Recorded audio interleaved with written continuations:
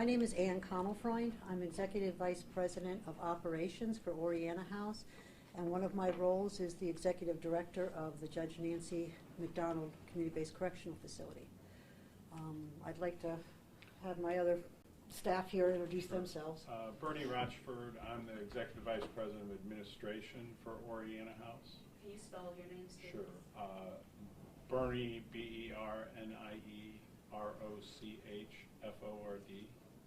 And I'm Ilya McGee, and I'm Vice President of Programs for our Cuyahoga facilities. And it's Ilya, I-L-L-Y-A, McGee, M-C-G-E-E.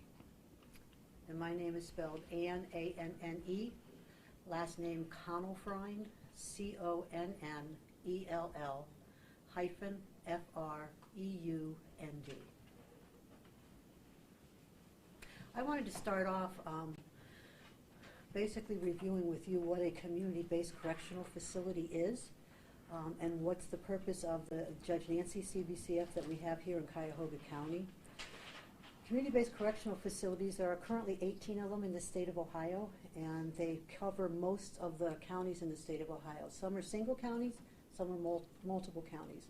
Cuyahoga County is a single county CBCF, so the referrals come from Cuyahoga County residents. These facilities were initially designed to have another alternative for judges for a sentencing option. They are considered a community sanction. By statute, when someone is sentenced here, they have to be 30 days at a minimum restricted to the facility. After that, they have community access. The type of clients that we have coming in here to the CBCF, Bernie's going to go over that, but these clients are on probation, and what they come here for is they come here to get treatment services, they come here to get education and employment services, and they're normally here an average of about between 90 and 120 days. After that, they're released and they're continued on probation. So the facility is locked for the first 30 days, but after that, most of our clients do have community access at one point. And the reason that they do this is that we can't provide all the services that are necessary inside this building. So community resources have to be accessed, and we don't want to duplicate services that are being provided in the community because these clients are going to go back to the community. They are not inmates. They don't have an inmate status. We refer to them as clients. They're on probation, and they're sentenced to this residential facility for treatment services. All the CBCFs in the state have that same requirement, is that they provide services and people go back on probation. We do take some special populations here. We take some severely mentally ill. We are not a mental health agency, so those individuals are referred out to appropriate mental health agencies within the county here. The same thing with chemical dependency treatment. We do some primary treatment, but after that individual leaves, they then go to another resource in the community to continue with those services that they may need. Now, how did the clients get here? I'm going to turn that over to Bernie. You know, the clients come here through the court process. They're all felony offenders, but typically they're felony 4s and 5s. We get some 3s, so the lower level are the 5s and the 4s. There may be occasionally we'll get a felony 2 or 3, and those are processed through the court, and the judge and probation department have obviously a lot of input in any of those cases coming. There is a screening process that they go through. The state, through the University of Cincinnati, has developed an Ohio risk assessment tool that we use, as does every other CBCF and halfway house and probation. Clients are screened for their level of need and service, and CBCFs are the facilities where the clients with the most needs and most service requirements are placed. So if you're a low need client, you're going to be put on probation. If you're a higher need client, you're going to be referred to the CBCF. Our clients have lots of challenges. They've had a lifetime of dysfunction, of poor choices. Substance abuse is obviously a big issue. They have some impulse control issues. Most of them are theft and drug-related offenses. So they are folks who are screened through the process. If this facility didn't exist, many of them would be simply kept on probation, maybe referred to other programs in the community. Some may go to prison. Clients who come through here and don't successfully complete, most of them are going to end up in prison. They have to go back to the judge and go through the court process. But most of them are not the kinds of folks that the community needs to be fearful of. They're people who've made mistakes, they're being held accountable at the appropriate level, and they're getting, the most important thing is they're getting the services that they need so that they can break that cycle of reoffending. And the research is pretty clear that if you place clients in the most appropriate level of program and you program them accordingly, you're going to lower the risk of reoffending. So these facilities are very important in helping break that cycle of reoffending behavior. And we provide appropriate services for that. We provide employment services. We provide what we call cognitive behavioral services. And one of the tools that we use is a program called Thinking for a Change, which was developed by the National Institute of Corrections. So when the men are in this building, and many times they are involved in a lot of these classes within their first 30 days. And then we also have aftercare programs. So once you get a job, how are you going to keep it? So those are the types of rehabilitative services that are offered in this program for all of our clients if they in fact have a need for that type of service. And I think one of the important things to understand is programs like this, and this is based on research, we have targets of what's your successful completion rate. And the target is somewhere between 65 and 75% of your clients should successfully release if you target the right level of clients and you have an appropriate program. This is not an easy program for our clients to complete. They're asked to do a lot. And with that target, obviously that means 25 to 35% of our clients aren't going to successfully complete. And that's where you find these AWOL situations. And I think there's been some not misinformation, but mischaracterization of the clients that leave the facility and don't return. Yes, they're AWOL. They're going to be treated as a probation violation. Probation is notified. The court is notified. A capias or warrant is issued for them. But these are folks who have been determined to be appropriate for the community placement in the first place. And we know, again, with a lifetime of issues, things are going to happen. They get a call from their girlfriend and something's going on. They feel a need to be with them. Perhaps they relapse and they feel that if they relapse that will mean termination for them. There's a myriad of things that can happen, and when they're out at work or when they're out at another approved site, if they feel those kind of things pulling at them, they don't return, and that's where you get the AWOLs.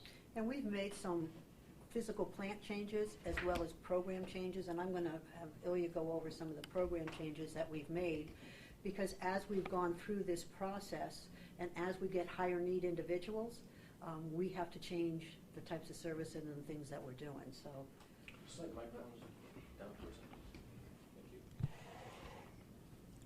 Thank you. In regards to some of the programming changes, what we've done is we've implemented a number of cognitive-based type programming to really look at the client's thinking process, behavior, to really engage them on some of the thoughts and thinking errors that they may have come across while out in the community, and how they in fact deal with those thoughts and process, and how they process it to make better decisions. We've initiated a number of those type of programs and classes to really engage them in the whole thinking errors process. Some of the other things that we kind of look at is, I talked about it earlier in regards to the behavior, the accountability while in the program, and really looking at, are they prepared to go out into the community, and when they are prepared, and addressing that as a staff, united staff, and working together and looking at the entire program as a whole, and looking at Have they adjusted in our program internally? Have they been successful in the program? Have the behavior been appropriate in order for them to be able to enter the community? We've also looked at different task force internally. We've looked at what are the things that we've done as a program to strengthen what we're doing, whether it's been the accountability, the safety, the security of the facility as a whole. We've looked at the needs of probation, what they've asked us to look at as far as the usages and things of that nature and how we address those. So it's been a wide variety of things that we've looked at to really determine the appropriateness of people entering back into the community. And it's been ongoing. I don't think that we've ever stopped trying to improve on what we've done as a program, and understanding that each day we have to look at things differently, and we have to look at each individual differently. And you know, the hard part about it is no one can really determine some of the things that may happen when you look at family members and people leaving, but we trust that what we've done as a program, as far as programming and engaging our clients, that they're appropriately ready to go back into the community.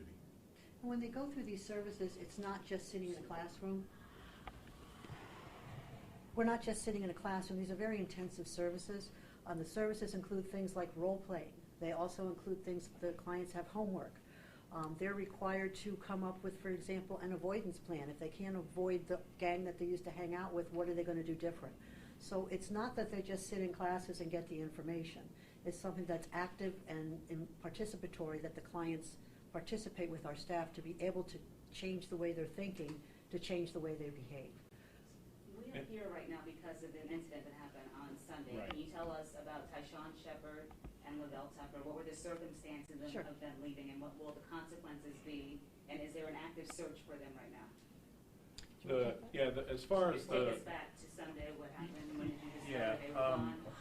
during we do facility searches to make sure we, obviously, jails and prisons and community corrections programs like ours are always trying to keep any drugs or contraband out, and I mean, you can pick up almost any paper any day and see that that's a challenge for prisons, jails, and certainly a program where clients come and go on a regular basis. One of the individuals, and I forget which one, it was determined he was suspected of having some K2 that we found in his bunk area, and the other person was found to have a cell phone that he was not permitted to have. Some clients are permitted to have it as a privilege, and if you haven't earned that then is contraband. Due to the staff discovering these things, the individuals were obviously understood that they would have consequences, and one of them, and again I'm not sure which one, Tucker, you said, took a pool ball and broke out a window in his dormitory, and then they left through that way and escaped. That's what happened with them. As far as the ongoing search, these are treated like probation violations, so the court and the sheriff's office is notified, warrants are issued. I don't believe they would be like an active manhunt like you would see in the case in California or out of the prison in New York. There are capiases issued on probation violations on a regular basis, on a daily basis. I don't know how many are issued out of Cuyahoga County per se, but typically the clients get picked up on other things, other charges. They come across law enforcement in some other way. That's not to say that people aren't going to check at their home, check at their girlfriend's home, those kinds of things, but that would be more for the sheriff's office and probation. But the typical probation violation case, you're really not having an active manhunt like you would see on in a situation where there'd be a jailbreak or a prison break. Are you saying that they're assigned here, they just have a choice to spend their probation here, or is a judge telling them that they have to be here? It's a judge saying you have a choice of either coming here or you go to prison. So it would be a choice. Right, The but choice that's is not the made. same as probation. If I steal a car and I get probation and I get to go home. So you're locking these people up. So I think the question is, you guys have a big problem with escapes and AWOLs and not alerting the public that these people who are locked up, who are criminals, are out, and you don't notify the public. The media wasn't notified. I want to know why you're not notifying the public that these people are escaping and going AWOL. 62 people last year. Well, again, I think you're mischaracterizing the nature and function of this facility. It is not a jail. It is not a prison. Yes, they're on You have them locked probation. up, right? The facility It's is locked down. secured, right? But my After the question is, after the first 30 days, they're permitted to go out into the community. And you lost 62 of them last year and 3 already AWOL this year. Why aren't you monitoring those folks when they go out? Do they have GPS monitors? Do they have any supervision at all? Or do you just open the door, let them go out, and cross your fingers that you hope they come back? No, Of course we don't do something like that. Anytime someone is released from this facility to go to an appointment, to go to a job, those types of things, we verify that, in fact, that they showed up and they did that. We also verify that they don't show up. And when they don't show up, we do a separate types of things where we start looking for them. We notify probation. We call their parents. We call their next of kin, the girlfriend, whoever we can, to try to get them back into the facility. But why don't you put GPS monitoring on them? They do that with kids. Because it's very in expensive. In juvenile hall. So why don't you do that? But wouldn't that help? I- If you again, had I- 62 people I who were think you- walking out the door? I No. think you misunderstand the purpose and function of this facility as our other 18 CBCFs around the state. It's not a jail, it's not a prison. The clients are deemed to be appropriate for community programming, which they are. They go out into the community, they work at restaurants, fast food, lay carpet, roof, whatever it may be. They're folks who come from your neighborhoods, come from your churches, they are citizens of Cuyahoga County who have been deemed by the court to be acceptable risks to be in the community. Do you alert So- the victims of any of their crimes that these people are AWOL or have escaped? That's something that the court would have to do, because a lot of times we're not aware of the victim, and we're not aware of a requirement for notification. But But we when have I- constant communication with probation. When I contacted you guys and broke this story yesterday, I asked for pictures, and you guys don't even have pictures of the people who escape or go AWOL from your facility. We do have pictures of those individuals, Those but were the provided file, to us, but the so we can provide files, them to the public. Mr. Taylor, the files that we have are not public record. They're probation files, and the probation files are not public record. Okay, are you We doing prob- anything at all to change your policy on alerting the public that these criminals, and that's what they are, they're criminals, are getting out of a locked facility without anybody's permission? And are you doing anything in the future to alert the public? of that? Again, I think you're mischaracterizing the nature of this type of facility, and you No, have I'm not. you have every right to The do public that. sees- the You public have every sees it right to as do a that. locked up facility, which you guys have agreed upon, and they are prisoners sent here by judges, so the public sees them as criminals getting out of a locked up facility, guys. I'm sorry, I'm just being I think honest. You can say that they're clients, you can say whatever you want, Yeah. but they've been committed a crime, they're here because of a judge or prison, and they get out, and the public's not being told about it. The protocols are to notify probation and the court, and then the court and probation take it from there. And that's how the notification goes. You can characterize it the way you want, and I'm sure you help form public opinion, and that's fine. That is not the nature and purpose of these facilities. Have you You changed- mentioned K2. Can you talk, is there a drug problem here? There's a drug problem in the community and across the country, and we are part of that community and problem. Yes, there are. I would venture to say there are drugs in prisons, there are drugs in jails, and those are people who are confined and don't ever leave. In our facility, clients come and go every day, multiple times a day in some cases. We take multiple measures to try to stem any drugs getting into the facility. but it would never be absolute. We don't and can't really do strip searches, which even that is difficult. If somebody's going to hide it in a body orifice, they're going to be able to get it in. We do countless drug tests. We do the searches that we mentioned that the staff did find the drugs. We have drug dogs that come in. We have a search team that comes in and does a shakedown. I think we do as much or more than any CBCF in the state. Would you describe this as like a halfway house? It's kind of a cross between a halfway house. The first 30 days, the clients have that confinement phase, and that's built into the state statute.